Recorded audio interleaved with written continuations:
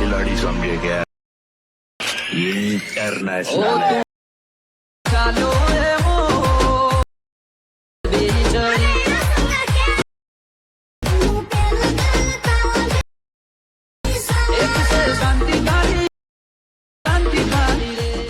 क्या बात है सर, क्या बात है सर, क्या बात है।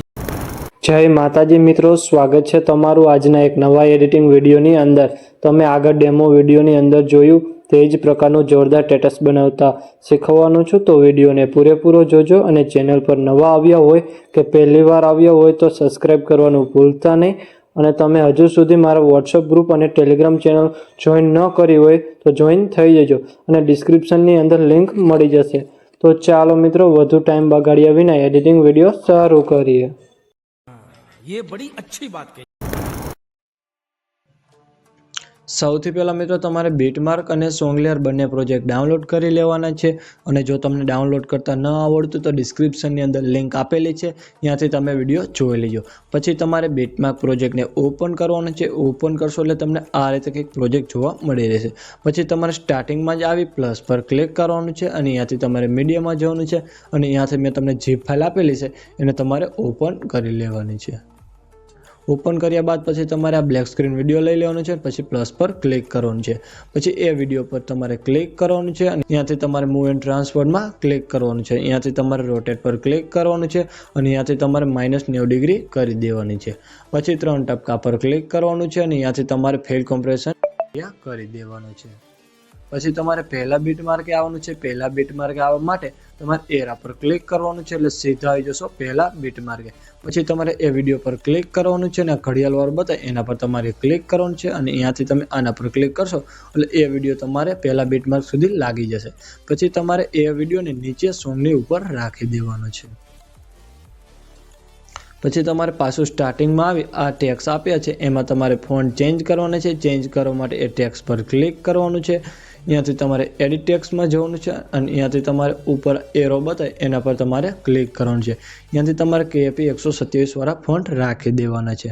પછી આ તમારે બીજું ટેક્સ બતાવે એના પર ક્લિક કરવાનું છે। ત્યાંથી એડિટ ટેક્સમાં જવાનું છે અને ત્યાંથી તમારે KP 004 ફોન્ટ રાખી દેવાના છે। પછી આ ઇમોજી આપ્યા છે એમાં તમારે બધામાં આઈફોન ઇમોજી રાખી દેવાના છે। આટલું કર્યા બાદ પછી તમારે પહેલા બીટ માર્કે આવવાનું છે। પહેલા બીટ માર્કે આવવા માટે તમે એરા પર ક્લિક કરવાનું છે એટલે સીધા આવી જશો પહેલા બીટ માર્કે 14। પછી તમારે પ્લસ પર ક્લિક કરવાનું છે। ત્યાંથી મીડિયામાં જવાનું છે અને ત્યાંથી મેં તમારે એક ફોટો સિલેક્ટ કરી લેવાનો છે। પછી તમારે એ ફોટાને બીજા બીટ માર્ક સુધી રાખી દેવાનો છે। બીજા બીટ માર્કે લાવવા માટે તમારે પાછું એરા પર ક્લિક કરવાનું છે એટલે સીધા આવી જશો બીજા બીટ માર્કે 24.15 ત્યાં સુધી તમારે ફોટો રાખી દેવાનો છે અને 24.15 થી પાછું પ્લસ પર ક્લિક કરવાનું છે। ત્યાંથી મીડિયામાં જવાનું છે અને ત્યાંથી તમારે પાછો બીજો ફોટો લઈ લેવાનો છે। પછી તમારે 3 ટપકા પર ક્લિક કરવાનું છે અને ત્યાંથી તમારે ફેલ કોમ્પ્રેશન એરિયા કરી દેવાનું છે અને પછી તમારે એ ફોટાને વિડીયોના એન્ડ સુધી રાખી દેવાનો છે અને પછી બંને ફોટાને આ રીતના નીચે લઈ લેવાનો છે।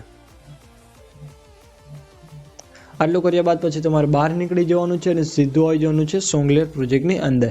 સોંગલેયર પ્રોજેક્ટ ઓપન કરશો એટલે તમને આ રીતે કંઈક સોંગલેયર જોવા મળી રહેશે, પણ એમાં પણ તમારે ફોન્ટ ચેન્જ કરવાનો છે। ચેન્જ કરવા માટે ટેક્સ પર ક્લિક કરવાનું છે। ત્યાંથી તમારે એડિટ ટેક્સમાં જવાનું છે અને ત્યાંથી તમારે ઉપર એરો બતાવે એના પર તમારે ક્લિક કરવાનું છે અને ત્યાંથી તમારે KP 143 વાળા ફોન્ટ રાખી દેવાના છે। પછી તમારે લેયર પર ક્લિક કરવાનું છે અને ત્યાંથી તમારે સિલેક્ટ ઓલ લેયર। પછી તમારે પાછું લેયર પર ક્લિક કરવાનું છે અને ત્યાંથી તમારે કોપી લેયર। પછી બહાર નીકળી જવાનું છે અને સીધું આવી જવાનું છે બીટમાર્ક પ્રોજેક્ટની અંદર। પછી તમારે પહેલા બીટમાર્કે આવી 14 થી ત્યાંથી તમારે લેયર પર ક્લિક કરવાનું છે અને ત્યાંથી તમારે પેસ્ટ લેયર કરી દેવાનું છે। આટલું કરશો એટલે મિત્રો તમારે સોંગલેયર કમ્પ્લીટ સેટ થઈ જશે।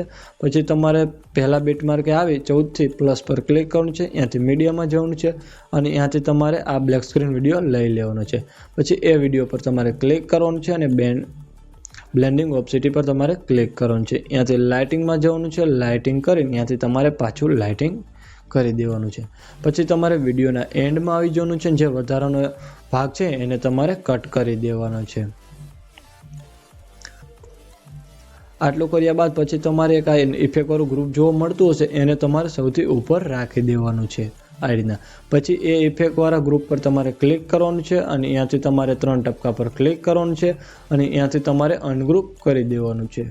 આટલું કરશો એટલે મિત્રો તમારે વિડીયો બનીને કમ્પ્લીટ થઈ જશે અને મેં વિડીયોમાં જે પણ યુઝ કર્યું છે તે તમને મારા ઓલ મટીરિયલની અંદર મળી રહેશે અને વિડીયો ગેલેરીમાં સેવ કરવા માટે તમારે એરા પર ક્લિક કરવાનું છે અને ત્યાંથી એક્સપોર્ટ પર ક્લિક કરવાનું છે. અને મિત્રો વિડીયો ગમે તો એક લાઇક કરી દેજો અને ચેનલ પર પહેલી વાર હોય તો સબસ્ક્રાઈબ કરી દેજો.